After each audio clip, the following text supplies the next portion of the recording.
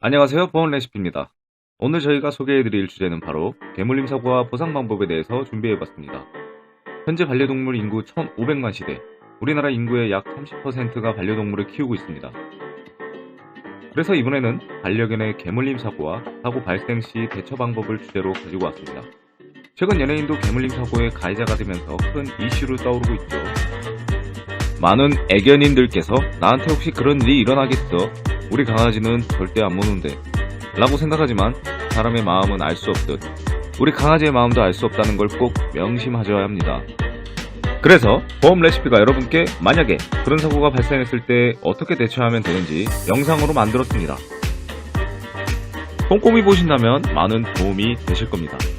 우선 개물림 사고는 언제, 어디서, 누가, 어떻게, 왜를 예측할 수 없이 순식간에 일어나기 때문에 견주들께서 조심할 수밖에 없지만 그럼에도 불구하고 자택에 가족이나 지인이 놀러왔을 때 평소에는 순하던 강아지가 갑자기 물어버리는 일이 발생할 수 있습니다. 갑자기 나도 모르는 우리 집 강아지의 사나운 모습이 나올 수 있기 때문입니다. 그럼 어떤 사고가 주로 발생하는지 살펴보겠습니다. 첫 번째, 아파트 엘리베이터에서 타인을 보고 놀라 개물림 사고 발생. 두 번째, 마당에 풀어놓은 강아지가 대문을 나가 지나가는 노인을 물어 사고 발생. 네 번째, 한강에서 목줄을 하고 산책을 하다 목줄이 느슨해져 맞은편에서 오는 타인을 물어 사고 발생. 네 번째, 자택에서 가족, 지인이 놀러와 강아지와 놀다가 물어서 사고 발생. 이렇게 많이 발생하는 4가지 사항을 살펴봤습니다. 그럼 이제 개물림 사고가 발생하였을 때 피해자가 가해자한테 어떤 민형사적 책임을 물을 수 있는지 알아보겠습니다. 첫 번째, 형법상 과실치상 5천만원 이하의 벌금과 유유, 과실치사 2년 이하의 징역과 700만원 이하의 벌금, 재물손괴, 사람이 아닌 반려견을 다치거나 죽게 할 시. 두 번째, 동물보호법상 안전관리 위반. 세 번째, 민사상 피해보상. 이런 일이 발생하면 정말 황당하고 당황할 수밖에 없겠죠? 한 번도 그런 일이 없었는데 갑자기 그런 일이 발생하여 피해자는 크게 다치고 피해자는 병원비와 위자료를 요구할 것이고 더 나아가 업무를 못하여 휴업 손해까지 주장할 수 있습니다. 이런 경우 정말 난감할 수밖에 없습니다. 평소에 잘 알고 지냈는데 이런 일이 발생한다면 원수도 그런 원수가 될 수 있습니다. 이제 해결 방법을 설명해 드리겠습니다.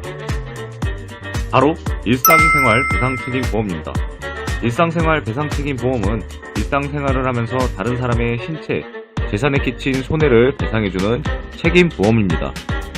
제1조, 회사는 제2조에서 정한 피보험자가 이 특별 약관의 보험기간 중에 아래 열관 사고로 타인의 신체에 장애를 입히거나 타인의 재물을 망가뜨려 법률상 배상 책임을 부담함으로써 입은 손해를 이 특별 약관에 따라 보상합니다. 개물림 사고 발생 시 반드시 일상생활 배상 책임 보험이 있는지 확인하셔야 됩니다. 대물사고의 경우 자기부담금 20만원 공제, 한도 1억원까지 보상 가능하고요. 예를 들어서 개가 물었을 경우 자기부담금 20만원 공제. 다른 경우에는 개가 사람을 물었을 경우 자기부담금이 없습니다.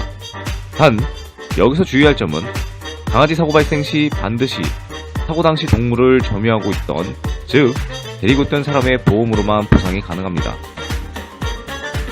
만약 우리 집 강아지를 내 친구가 산책시킨다고 데리고 나가서 사고가 발생하면 친구의 보험으로 보상이 가능합니다.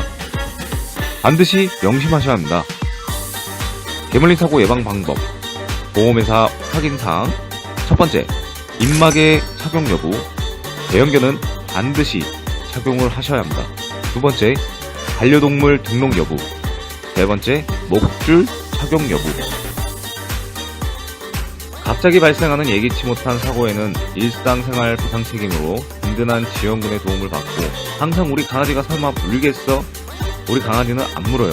이런 생각으로 방심하지 말고 목줄을 착용하고 대형견, 맹견은 반드시 입마개를 착용하여 나와 반려견의 행복한 시간을 보장받고 타인에게는 안정감을 줄 수 있는 환경을 만드는데 여러분이 앞장서서 실천해 주시는 건 어떨까요?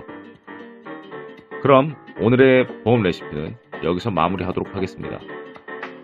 다음 시간에는 더 맛있고 유익한 레시피로 찾아뵐게요. 내용이 마음에 드셨다면 좋댓글, 한번 눌러주세요. 여러분의 구독, 좋아요가 저희한테는 큰 힘이 된답니다.